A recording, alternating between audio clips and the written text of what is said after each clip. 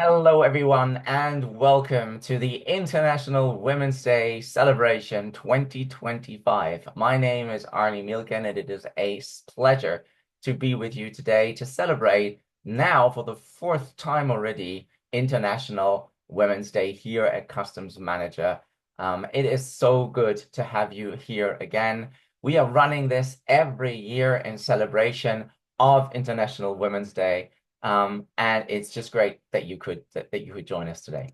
Let me tell you a little bit about what's about to happen, and let me tell you a little bit about the amazing contributions that we have today.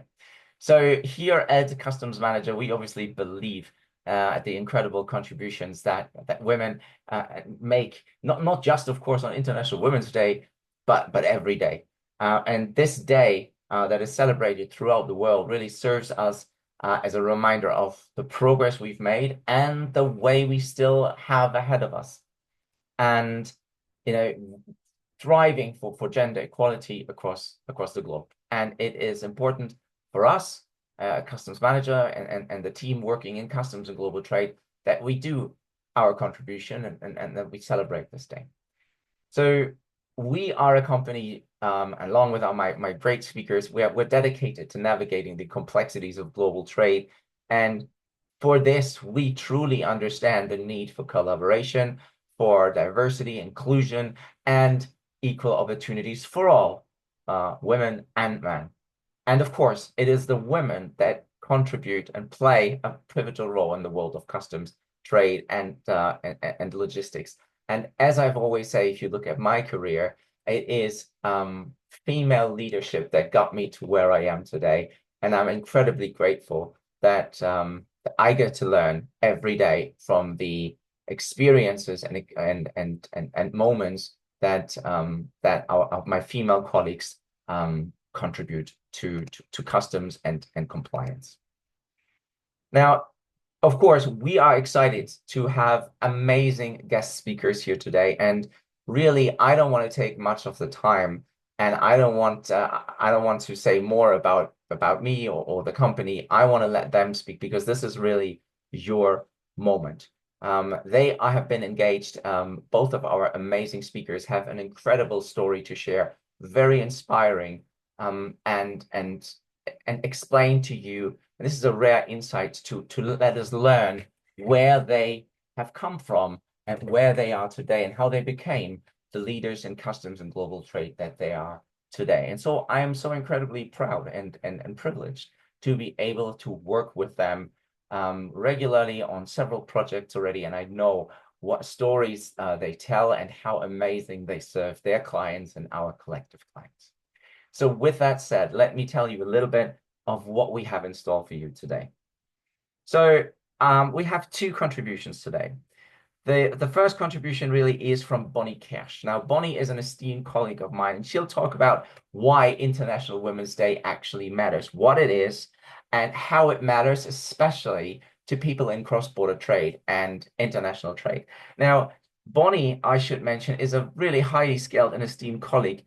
She's got years of experience in international trade. She's specialized in the chemical sector, so she's got loads of good stories to talk about that. She's a licensed customs broker in the US and joins us from Baton Rouge, Louisiana, I think. So this is really exciting. She's been certified in, of course, Incoterms and is the founder of Magnolia Global Trade Solutions. And it's a firm that offers the experts advice that you need to navigate the complexity of North American and US customs. She loves to talk, I know this because I talked to her about this, classification, free trade agreement, export licenses, broker management, denied parties, screening, country of origin determination, deemed exports. Well, the list goes on, reconciliation, valuation, return orders. I mean, whatever your customs needs are, Bonnie is there to help you. She's an esteemed trainer as well, with various companies, and she can unlock global trade for you and make you trade compliantly and correctly across the United States, maybe even around the world. Who knows? She'll tell us. So, Bonnie, if you don't mind kicking us off and having your contribution on the role of International Women's Day in your eyes, why does it matter to meet here today? what is global trade from a female perspective? What has your journey been, and what do we still need to do? Do you want to take it away? Sure. Thanks for that introduction, Arnie. I appreciate it. Global trade is a fantastic career. I think Lila will agree with that. It's amazing. I've been in it for a long time. I, like many people, got thrust into global trade when I was working for a company in a different role, and that company got audited by customs. And then they said, maybe we should form a global trade compliance department. And they pulled me into it, right? So I think that's a lot of our stories, if you ask folks how they got into global trade. For me, International Women's Day is really important because there are still a lot of challenges that women face in the workplace. And I think that, we still have a long ways to go when it comes to making sure that our voices are heard, and making sure that we're especially protecting, I think, mothers in the workplace as well. For me, I was a single mom for 10 years working in global trade, raising three children. And, when I needed to, let's say I had a sick child and I needed to go, check them out of school, bring them home, take care of them, bring them to the doctor, or there was a field trip that day that I wanted to take with my child's class. That was seen as something that, well, the men weren't having to do that, right? So it was like I needed to step up my game and work even harder to prove myself because occasionally I needed to go home and take care of a sick child, right? And it definitely shouldn't be seen that way. There's a lot of work to be done protecting mothers and making sure that, we get the time off that we need when we have, when we give birth and that sort of thing. For me, with my first child, I took off a week because that's all I had. And then I was back at work. The second one was 2 weeks, and the third one was a week. So I was back at work very quickly after having children because, that just wasn't, protected here in the US. And I had to use my paid time off, and that's all I had. Right. So I think that needs to be improved as well. But overall, for me, I think International Women's Day is important for giving women a voice, and showing us that our voice matters too. I don't know about Lila, but I've certainly been in several meetings where I would, and these are meetings with other logistics departments or transportation or whomever, and I'll say something that I think is, very important, very insightful, and it'll get shot down as, oh, that's not something we have to worry about or whatever. But then I've had a man come behind me and say the exact same thing that I just said, and everyone thinks it's the best thing they've ever heard. So that's, that can be a little frustrating. But what's really, really important to me is the men who step up and the men who say, wait, isn't that what Bonnie just said? Like, why didn't you hear what she said? You heard it when Bob said it, but you didn't hear it when Bonnie said it. So I think just continuing to recognize that while so much work has been done and we've come such a long way, and there's so many fantastic women in trade that are really powerhouses. I mean, some names come to mind of, Adrienne Braumiller, Cindy DeLeon, Ellen Smith, right? There's so many women. I mean, Lila, gosh, I'm so honored to be here with her today. But there's so many powerful women in trade, but man, we've still got a long way to go. So sorry for that long answer to your simple question, but I think that's kind of why International Trade, Women's Day in, it's related to trade is so important to me still. No, no, absolutely. And I completely agree with you. I've worked with incredible people and most of in my career, as I said in my introduction, we're women, whether it was in major retailers, all women. And for me, it was always a pleasure to listen to their insights and learn. And but I do think that, well, let me ask you, do you think customs and global trade today is still a male-dominated environment, or do you think this is changing or has changed significantly in your experience? And you, as a second question, maybe you as an entrepreneur, as a business owner, how has that been? Yeah, I think it's hard to say because when you go to these, co trade conferences and so on and look around, there are a lot of women there. But what I don't see, and Lila, please let me know if you disagree with this, what I'm not seeing necessarily is a ton of women in leadership, like high levels of leadership. Um, So I think that's where we need to improve. And also the global trade as a whole is sort of like the people who have been in it for a long time outweigh the newcomers to the profession. So I think we're going to have an issue in maybe 10 years where the people who've been around for a while are retiring and we're not engaging these young folks to get involved in global trade, especially young women who don't necessarily may not know about this as a career path or see this as a viable career path for them. We need to go out and encourage these young women. I mean, in college or, even in high school, let them know that, hey, this can be a really good career for you to help you support your family and, have a fantastic career. So I think that's kind of where, we need to start encouraging the young folks to get involved. I would just echo what Bonnie said in that you see a lot of women as individual contributors and first line managers within trade compliance as a field. But then when you look at people who ascend to the highest levels of our field, people who are in your VP level roles or your C-suite level roles, very few women at that level. And so then that to me is where the gap is we've got a lot of women coming up through the field, but why are they not getting to the top? That's where that gap exists. Yeah, exactly. And Lila, I don't know if you've had very many female managers or bosses in your life. I've had very few, very, very few, because for the same reason, right? That like you're just not seeing women at the highest levels in global trade. Well, and I think also it kind of depends on what is the highest level for global trade within an organization. But I've typically reported to legal or logistics within my career, and those are typically led by male leaders. Exactly. Exactly. So over the last years, at least at the WTO, for example, we have female leadership at the European Commission. We have now female leadership, but also at the International Trade Center, Geneva, there's female leadership. So I do see more and more women taking maybe a political role. Now, do you think that is a temporary thing, or is this something that is is now starting to emerge more, that we see more visual representation of women in leadership? Or do you think, well, this could as well change tomorrow again?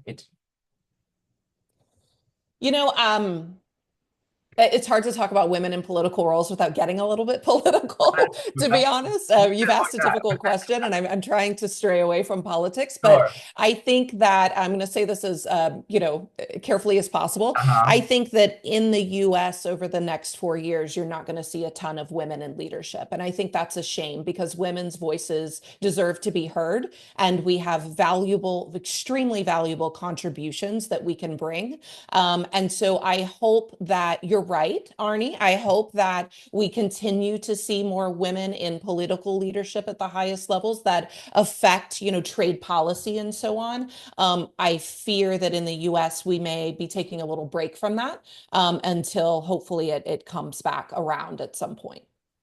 Nicely circumvented the political Thank conflict. you. I tried. Before I move to Lila, let me just ask you very quick questions that are more in line with our industry, really. You've already mentioned a few women names, a few names that you look up to, or that you are excited to work with in global and customs and global trade. Is there one name that comes to mind that inspires you the most, and why would that be? Which one would you say, well, that is a role model for us in customs and global trade? Would you have a name, Bonnie? Sorry, I thought you were asking Lila. No, no, Lila's next. I've got questions for Sorry. Lila lined up. Gotcha. Oh gosh, one name of someone I'm excited to work with. Well, I have worked with Adrienne Braumiller. She's a powerhouse. Nobody can disagree with that. She's amazing. So much knowledge, and she's so kind and sweet. So, really appreciate her guidance over the years and leadership. Lila and I have never directly worked together, but we've collaborated on several things, and she's just amazing and deserves a trophy for being the most well-connected person on LinkedIn. We've talked about that as well. Oh, wow. Okay. She's amazing. I have to tell you though, I've made a new friend over the past maybe 6 months or so, and she's actually, I see that she's listening right now. So Michelle is amazing. I just am inspired by her LinkedIn posts and how engaging she is and how just genuinely kind she is. I've had the pleasure to start working with her, and I think she's one of those people that within the next 5 years, like you're going to see her career just take off. She's already well established in the, and has a wonderful career. But man, I really, really enjoyed getting to know her. And man, she's just amazing. So really, really appreciate Michelle on the call. Wonderful. Well, Michelle, shout out to you Yeah, then. That's great. Great to she's have you. amazing. Good. Shall we move to Lila, and then maybe we'll open it up to both of you for a couple of questions that I have still for you both, because it'd be interesting to hear both of your views. Maybe we'll bring in Lila here at this point. 15 years in the field and more. I read here in my bio, multiple certifications, licensed customs broker, certified U.S. export compliance officer, certified global sanctions specialist, certified compliance and ethics professional, MBA from the University of Houston, Victoria, Texas. Wonderful. Love Texas. Wonderful. Knowledgeable across multiple industries. We've got defense, industrial manufacturing, oil and gas, logistics, chemical, and then, of course, the focus on customs, free trade agreements, foreign trade import, global trade management software. Now, and what I love the most as a fellow French and Spanish speaker, fluent in French and Spanish. Wonderful. So, Lila, tell me this. You could have done so many things in the world with your life. With this wonderful biography, these multi-languages, why on earth was it global trade customs? What's your story? I got unlucky, clearly. No. I do speak French and Spanish, and I wanted the opportunity to use my language skills and to travel, but teaching was not for me, and I didn't really want to just do translation.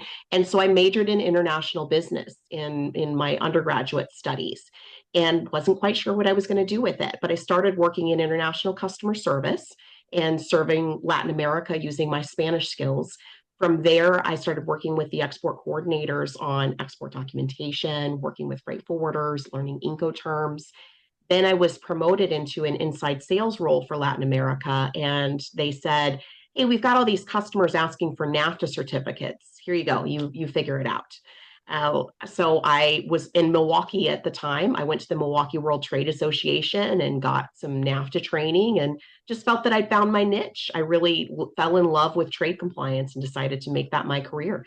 So that's when I went, and LinkedIn was really pivotal for me with deciding to make it my career, because when I decided that I wanted it to be trade compliance, I went and I looked at senior leaders in trade compliance on LinkedIn, and I looked at their career path and what education they had and what certifications they had, and that guided me to how I would build my own reputation and career. And how did you transition directly into your own practice, or are you employed right now, or how did that come about? Oh, I think we've lost you there. I think the video's off. Lala, are you still with us? Uh, yes, I'm Yeah, I'm here. I'm sorry, my computer just cut out the video. Can you hear me? yeah, we can hear you well. Yeah, Okay. Okay. I apologize that no the problem. video cut out. With consulting right now, I am just in between roles. My last role having ended, and so then just looking for projects where I can add value. And so then I'm lucky enough to be able to partner with Global Training Center and offering some training there, and doing other training and engagement opportunities. Wonderful. They're great. That's very true. Cool. Good. Tell us a little bit about the the way you see customs and women. What is the state of play of female leadership and female participation in international trade? What's your experience working in multiple companies? Where has it gone right? And what are the things that we need to be on the lookout for in the future? Yeah.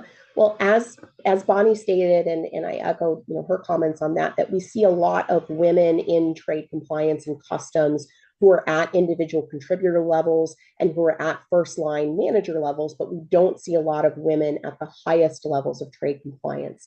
But one of the issues that I think is behind that is really that we don't see enough high level roles for trade compliance. That Mm. oftentimes I feel like trade compliance gets relegated to being just one part of a logistics organization, a supply chain function, or a legal function. And organizations are not putting VP and C suite level roles in charge of trade compliance. One of the things that I'm hopeful about with the current environment for where the current regulatory environment in terms of customs with all of the new tariffs going in, there's lots of export control changes going on, and a reshifting in terms of what international trade looks like, is that this will spur more organizations to recognize the importance of trade compliance and customs for their organization and to give it the importance it deserves by having positions like a vice president of customs or vice president of trade compliance or having a chief global trade officer. That's not something that we see, but I think that it's something that we should see more of. Most chief compliance officers as well really come up through more of a legal function and have that background. I'd love to see more chief compliance officers coming from a trade background and bringing that focus with them. So I think we need to see overall more senior leader roles created to have more opportunities for women to be at those levels. Yes, I actually agree with you completely. And this is not actually a gender issue at all. It is just first of all, we need to uplift our profession in order for us to create opportunities for women there. Would you agree with that? Yes, absolutely. Mhm. And I think that there's a lot that can be done right now in this environment where we can use the disruption to our advantage as leaders in the field to show the value that trade compliance can bring, to show that, crisis management is a skill that we can take on and we can lead our organizations through this dynamic environment. Mhm. So I was wondering, and that in a way goes to Bonnie as well, but particularly you, Lila, what would you say is maybe the one change that you'd like to see for women in the customs and global trade workspace in the next 5 years, maybe?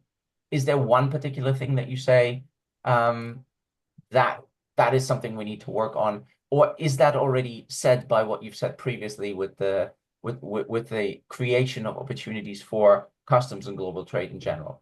Yeah, well, so I will get a tiny bit political for a moment here because I want to talk about DEI, diversity, equity, and inclusion. Yes. I feel that when we're talking about promoting women in leadership and supporting women, that we'd be remiss not to address it. I know that DEI is very sensitive politically right now, but I think that there's a lot of misconception and misinformation around what it is. And so I want to clarify that diversity, equity, and inclusion is not in opposition to promoting people based on merit. It's not about selecting someone for a role or a promotion or a project based on what they look like. It's actually quite the opposite. It's saying that we want to give opportunities to the best qualified people, regardless of what they look like, regardless of their gender or their race or their sexual orientation or their gender identity or their religion or those other types of factors.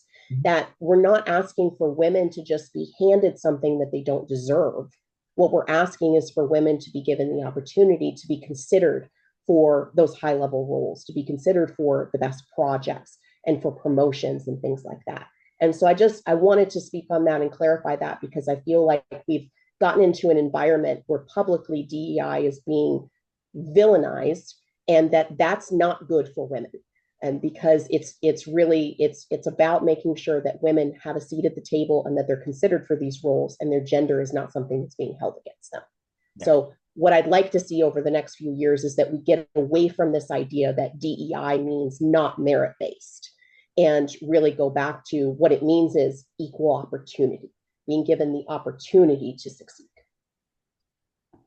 And with that said, and thank you very much for that, venturing even a little into the political realm, but there's a lot of talk about it right now, and you are very, very right to address this issue, of course. How would you say, what could we do? We meaning you, but also particularly men do to encourage more women into leadership roles. I mean, obviously. the first step will be to convince them that customs and global trade is a great career choice. But then once we have that, what would you say? How could we encourage more women to take on leadership roles or a role in, or make customs a career move? Yeah, absolutely. I think that men have lots of opportunities to be wonderful allies to women in the workplace. And I have been really fortunate to work for some super supportive male leaders over the course of my career. I've worked for some great female leaders, but I especially appreciated the times when male leaders that I worked for were very, very supportive. I remember very vividly. I was pregnant with my first child, and I hadn't told my leader yet. I was holding off as long as possible, and then we were having a meeting, and I decided that was the time to tell him. I told him that I was expecting, and he congratulated me, and then the very next topic he moved on to was talking about succession planning for his role and preparing me to be able to get that promotion. And I don't think he understood how much it meant to me that I had just shared that I was expecting. And instead of holding that against me in any way, or that immediately he just pivoted to, let's prepare you to take on the next level role in the organization. It meant so much to me that there was never a thought across his mind that he would mommy track me and consider me not able to take on a more senior level role simply because I was choosing to become a mother. And so that's the type of allyship that we really need. Bonnie, talked about supporting working mothers, and I wholeheartedly agree. I think we need more of that to recognize that, we need people to have kids because that's kind of important to continuing the human race. But we have to be able to support working women having kids in order to make that happen. Yeah, absolutely. I totally agree. So this is a really good best practice, best practice example, really, how career progression is just a, continuation of your efforts and your ability to demonstrate it at the workplace, regardless of, in a way, your own personal circumstances. And this is really great to see. I think it's really nice.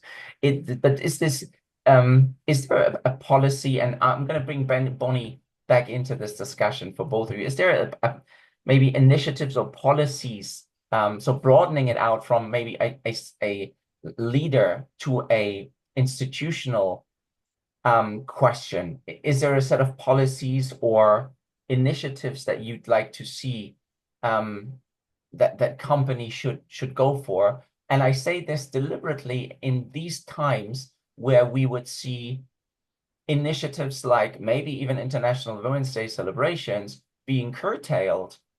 Is there something that we need to be doing, especially in these times, to make sure we do continue to sound the voices and speak up for women at the workplace? Maybe Bonnie, if I can bring you in here, we've heard just a great story from Lila, but is there something that we need to be doing now and in particular over the next 4 years that could institutionalize this again rather than losing it all? Yeah, I think, whether you're a man or a woman, speaking up when you see something happening that's not right is the best thing to do, right? So I know some men who are fierce allies of women, and, if they see something wrong, they say, hey, wait a minute, that's not right. But there are a lot of men who don't do that. There are a lot of women who don't do that either, because as women, when we speak up, we're told that we're too aggressive, we're too strong, we're coming on too harshly, right? But how come when a man says it in the same way, that's just what's expected of them because they're a man, right? So I think just making sure that whether you're a man or a woman, you're speaking up if something is wrong.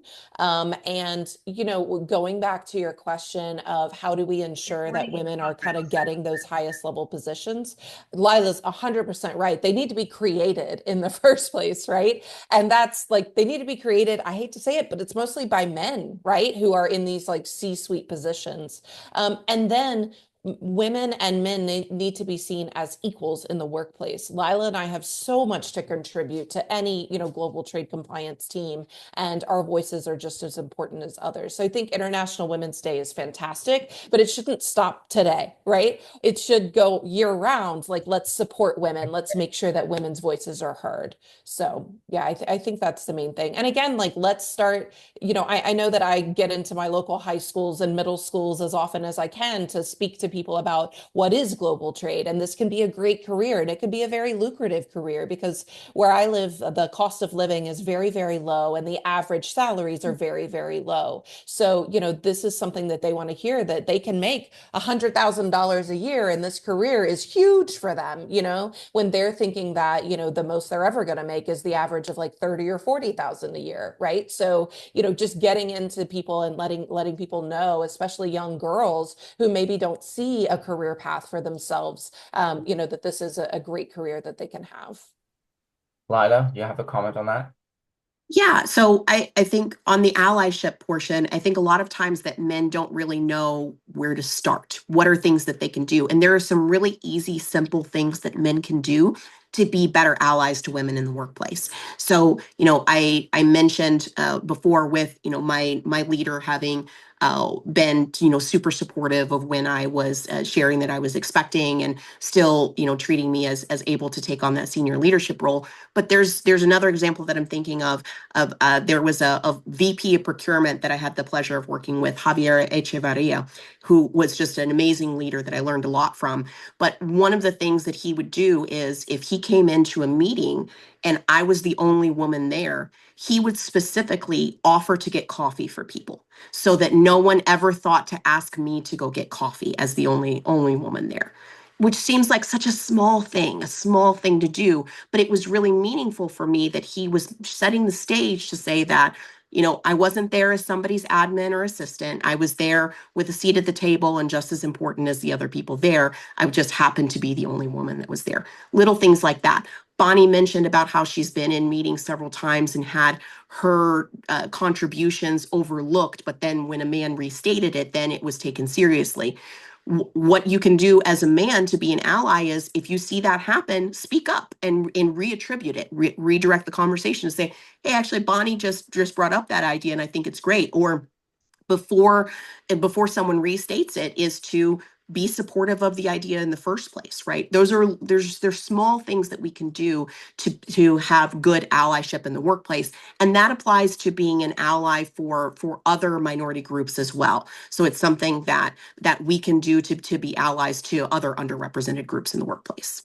And to contribute to that, and there are so many little things. I mean, if for a company it is difficult to organize events or whatnot, there's so many little things and effective things we can do. I mean, just take this webinar for now. It is open to everybody. It is open everybody to see. It won't change the world, but it is a contribution that we can make that is relatively easy to organize, and then being shared online. It allows other people to look at this whenever it is right for them. And so little things that people make, that companies can do, or have a little catalog of what good practice looks like, what allyship supports like. Doesn't have to be an all singing and dancing policy. If you don't want to do diversity and inclusion policy, there are still many other things that you can do, rather than having a full blown out HR thing about it. And Right. Or just as a hiring manager, when you are hiring for a role, looking at the pool of candidates that have been pushed to you by HR, and looking at that pool with a critical eye and saying, does this look like a good diverse group of candidates to choose from? Right. Not saying that you're going to give the role to someone just based on what they look like, or some factor like that, but saying, am I really looking at a good diverse pool of candidates that I'm going to be able to choose the most qualified person? Right? Versus, have I been given this really narrow set of candidates to look at that all are the same, right? And making sure that you're bringing diversity in the organization that way. Yeah, definitely. And ensuring pay equity, right, Lila? Like making sure that pay equity is there and flexible work policies. You know, if I do have a sick child and I need to be home with that child, that doesn't mean that I can't be working at the same time from home, right? So allow me to do that. So flexible work policies are super important. Also, I think implementing leadership development programs for women in the workplace is really good because a lot of women do seem to be held back by that. Well, I don't want to sound too aggressive. I don't want to, advocate for myself because for so long women have been told to just kind of sit there and be quiet and be a dainty little, person. So it's hard. It sometimes can be hard to have our voices heard and to advocate for ourselves. So I think, having those leadership development programs that include women and are intentional about including women is important too. Help us advocate for ourselves. Actually, at the commencement ceremony for my MBA, we had the speaker that we had for the commencement ceremony was a woman, and she was a high achieving woman. But the advice that she gave was some of the worst advice that I hate it when people tell women this, especially. She said, you just got to work hard and keep your head down, and people will tap you on the shoulder for opportunities. That is not the way the world works. That is not the way the world works. And that is part of what holds women back, is the idea that if we just work hard, that our work will speak for itself and people will tap us on the shoulder and give us opportunities. And that's not how it works. And so we've got to tell women that it's okay to speak up. It's okay to negotiate your pay. It's okay to ask for that promotion. It's okay to ask for, that project, to be the lead on that project. That these are things that you need to go out there and do because you don't get 100% of the things that you don't ask for. Absolutely. Know your worth and add tax, right? I mean, yeah, we are worthy of, getting paid at least as much as men, if not more in some cases, right? So, know your worth and advocate for yourself, but that can be hard to do. So, yeah, completely agree. That sounds like terrible advice, Layla, that someone gave you at your But yeah, I commencement heard it and I ceremony. went, That's gosh. no, don't tell everyone here that. That's Did bad you want to advice. run up on the stage and grab the mic and yeah. I did. But one of the things that I do is every woman that's ever worked for me, I have always told her, like, you need to negotiate better.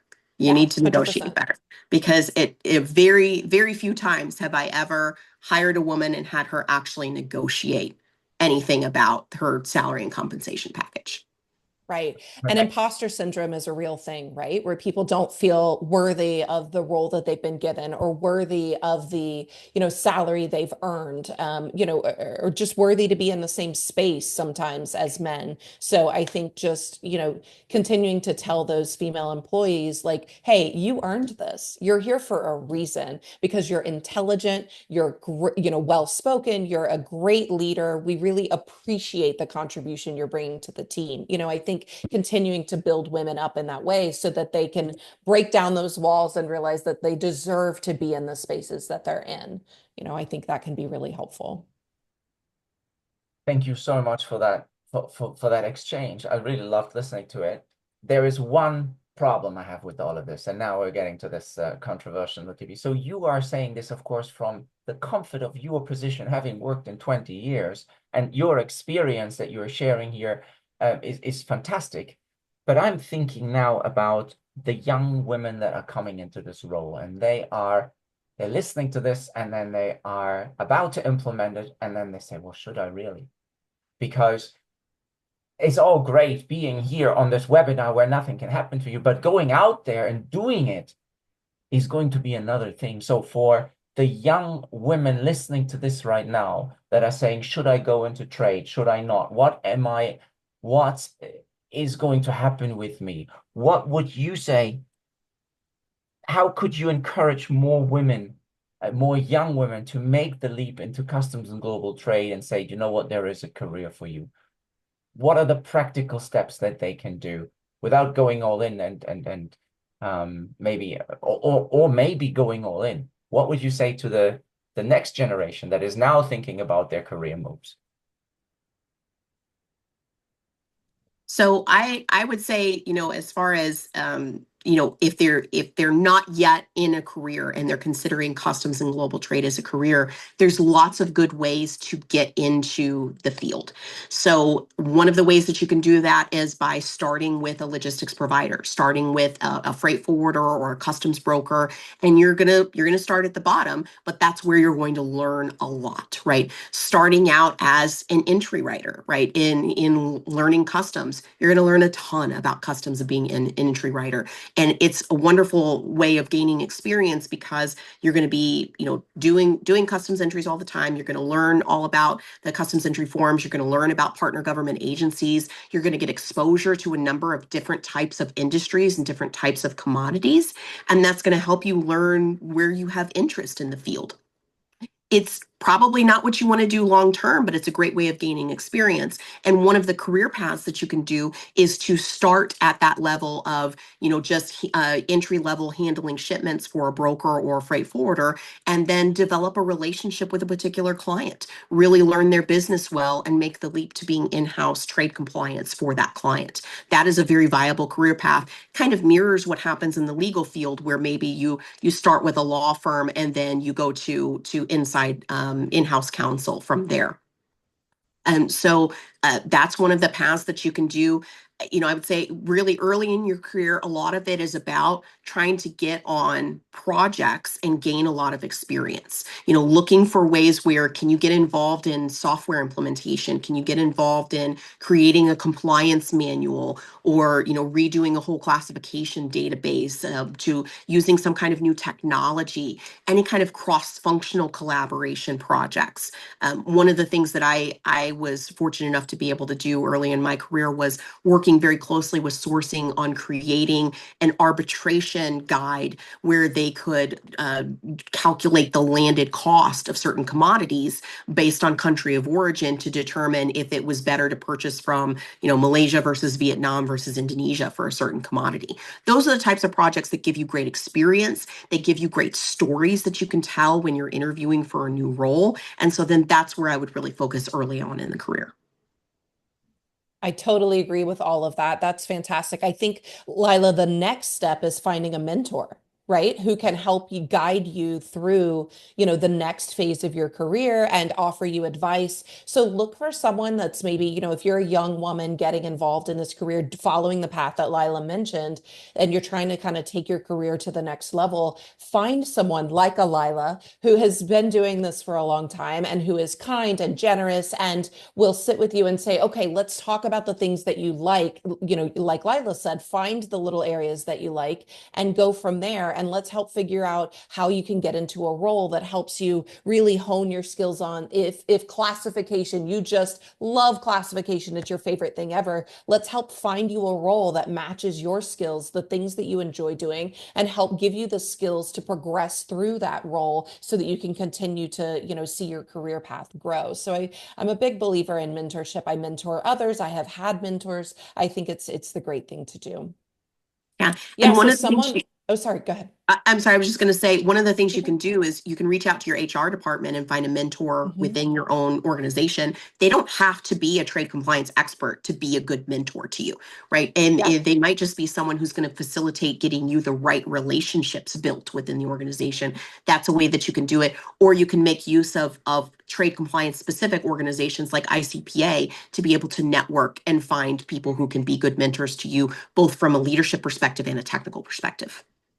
Absolutely. And I saw someone asked in the chat, how do you approach a potential mentor? How do you ask them? And I've been asked this before, and it's simple just to say, hey, would you mind mentoring me? I've had several people approach me and ask that, and I've always said yes, right? I'm not going to say no. Of course, I'm honored that someone would think, to ask me that and would love that. So, I think that this career path, and I know this isn't necessarily the topic of this webinar, but I think this career path does sort of, it leans heavy towards extroverts and not so much introverted people. And I think I realize that as an introvert, that can be very difficult to work up the nerve to walk up to someone and say, hey, will you be my mentor? Right. But maybe you're at one of those, like an ICPA conference, like Lila mentioned, you're sitting at lunch, you've got somebody next to you that you're like, man, I've been admiring this person from afar. I love their career path. And you could just, strike up a conversation over lunch and have it progress to that. Right. But it's trying to, networking is key. I cannot stress enough how much you must network in this, career path. It's very important. And yeah, just ask someone. It's as simple as that. Yeah. Ask them. Yeah. For approaching someone to mentor you, one of my big things is I want to know when someone approaches me for mentoring, what are you looking to get out of mentoring? What are you Absolutely. asking me to help you with, right? If you don't Mhm. know the answer to that question, I am not going to mentor you because I'm going to send you back and say, think about what you want and Right. come back to me and tell me how you want me to help you, right? Because Yeah. I need to know specifically what is it you're looking to do. Maybe it's, hey, I'm trying to get into my first leadership role. Can you mentor me on Mhm. how to make that jump from individual contributor to manager? Maybe it's, hey, I know that I need to work on my presentation skills to have better executive presence and to be able to nail these presentations when I'm presenting to audience. That's something I can help you with. But if you're just like, well, I just want to be mentored, I don't know what to do with that, right? So Yeah. make sure that when you're approaching a mentor that you have an idea of what is it that you're asking them to help you with. That's really important. It would be like walking into your therapist's office and saying, well, I think everything's wrong with me, but I don't know what I need help with. Right. Like well, give me a little bit more, right? I need more. Yeah, I think that's really important, Lila, to kind of have a vision for yourself too, right? Like where, I hate the cliche question of where do you see yourself in 5 years, but maybe it's not 5 years, right? Maybe it's just like ultimately, like where do you see your career path taking you? I've also mentored some people who are looking to make the transition from working for a customs broker to being like in-house global trade compliance. Mhm. And that is a difficult thing to navigate because it's a whole new world. It's almost like a different career path, right? So I think that can be a difficult thing that if you're planning to make that jump, probably finding someone who can help you with that and kind of guide you through the different ways of thinking about things that you'll need in that role would probably be a great idea. Yeah. I'm a planner myself. I'm a long-term planner. And so then I always have an idea of where I want to be 5 years from now, 10 years from Yeah, now, 20 years from now. But that plan changes over time. I would sure. say earlier in my career, I saw, a lot of people in senior leadership positions who were just working extremely long hours. And, even, I saw one who he had a heart attack because he was working like 80 hours a week during a merger that was going on. And I said, that's not for me. I don't want that Yeah. lifestyle. But then, I went through different organizations and I saw VPs who they're like, I'm leaving the office at 4 o'clock because my son has a soccer game and I'm going to go be at my son's soccer game. And so what I realized that it was really about the culture of the organization in being one that supported having a good work-life balance. And so that's one of the biggest things that I would tell people to look for is really look at the Absolutely. culture of the organization when you have the ability to be picky and avoid those organizations that are going to expect your entire life to be your job. And as a, Totally. go ahead, Bonnie, go ahead. No, no, please go ahead. No, just I was thinking freight forwarder, right? I don't want to be stereotypical, but the hours pile up and when you're in freight forwarding business and you have to be around the clock, the customs entries are coming in. So work-life balance. I mean, we're this is a general theme that applies to every worker in the workforce, and so I absolutely appreciate all this beautiful discussion. Just one question on the mentorship that I had, and I know we need to draw this to a close, and I really appreciate you guys staying on so long.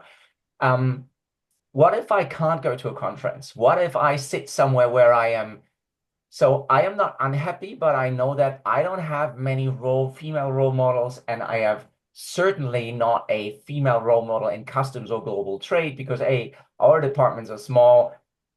Senior leadership hardly understands, if ever, what we're doing. It's just when there's a problem, we are the first ones that have to solve it. So if I have no one, if I can't go to a conference, can I reach out to you? I mean, literally, you both just offered to the whole world watching this your mentorship skills. What would you, social media, how can that help? Or does it? Yeah, so No. It does help. So, Arnie, I live in a place where there is nobody else in global trade. I'm in Baton Rouge, Louisiana. I'm literally the only member of ICPA that's in Louisiana, believe it or not, Lila. I tried to start a regional group of trade compliance professionals, and there's just nobody to join it. So I'm on an island by myself out here. So yeah, I think, I have the privilege, I've been blessed to have the opportunity to attend many conferences. But to your point, what if I can't? What if my company won't pay for it and I can't afford to send myself, right? What do I do then? Yeah, I think LinkedIn can be a very powerful tool, right? Make tons and tons of connections on LinkedIn. And then if you see someone, through their post, through their career path, you're like, man, this person really, like, I admire, like, they're in a career that I would like to be in one day. Just reach out to them and message them. The worst they can say is no, or just not respond, right? And then you're just back at square one, right? So do it again, keep reaching out. But yeah, I think, I know that Lila wouldn't be opposed to that. I'm not opposed to that. But I think that there are ways to, build a network, build a communication, with other people without having to, be in person if you're not able to be. Yeah, I absolutely agree. People reach out to me for career advice on LinkedIn all the time, and I am always trying to be generous with my time because I've been lucky enough to get great advice from others, and so I try to pass that on. So that's something that you can do. Definitely look for people that way. There's lots of LinkedIn groups that you can join that are Hmm. focused on trade compliance. There's an ICPA group. There are local ICPA groups in a number of different cities. So there might be one where you live. There's other groups as well that are focused on that. For women, there's the Organization of Women in International Trade, OWIT. OWIT is something that's really more active in certain cities than others, but there might be an active OWIT chapter where you live, and that's another great way to connect with people. You can just reach out to people that you enjoy, right? Maybe you're seeing some of Michelle's posts and you're like, she's awesome and so authentic, and you want to reach out and just say, hey, I really really admire what you're doing, really admire your career. Could you answer a question for me, or help me with an issue that I'm having? The other thing is that you can also attend conferences virtually, and there may be virtual networking options. The ICPA annual conference, which is happening next week, there are virtual networking sessions for that. I know because I'm running them, and so then it's a way that you can join and you can still meet people virtually. And really easy way to be able to try to network with someone when you can't meet them in person is to reach out and say, hey, can we just do like 15 minutes virtual coffee chat, right? Yep. Everybody can find 15 minutes in their schedule to do that, and a lot of people are going to say yes to you. Like Bonnie said, the worst thing that can happen is they either don't respond or they say no. You move on to somebody else, but lots of people are willing to spare 15 minutes to talk to you. Great Yep. advice. Absolutely fantastic. Really good. Yeah, someone asked in the chat, sorry, Arnie, someone asked what is Michelle's last name? Sorry for not saying that. I hope I pronounce it right, Michelle, so please don't come at me if I don't. Frenier, I believe, Frenier. That's, you need to go. Oh, you That's both how I speak would have French. pronounced it. And then, Thank you. Premier, Okay, if you wanted there you if you go. want to get real French with it. Or Okay, Michelle thanks. can Yeah, put her LinkedIn into the chat, eh? No problem. Michelle, she can if she wants to. Yeah, but Michelle, sorry if you get a ton of new LinkedIn followers. That's my fault. free But to yes. free to say hi. Okay, we're gonna pull it to a close here because the hour is up, and we could chat for another hour for sure about all the issues we touched upon, and it was a very rich debate, and I don't want to even try to summarize everything we've said. But it is clear that there is Michelle sending us the details on LinkedIn.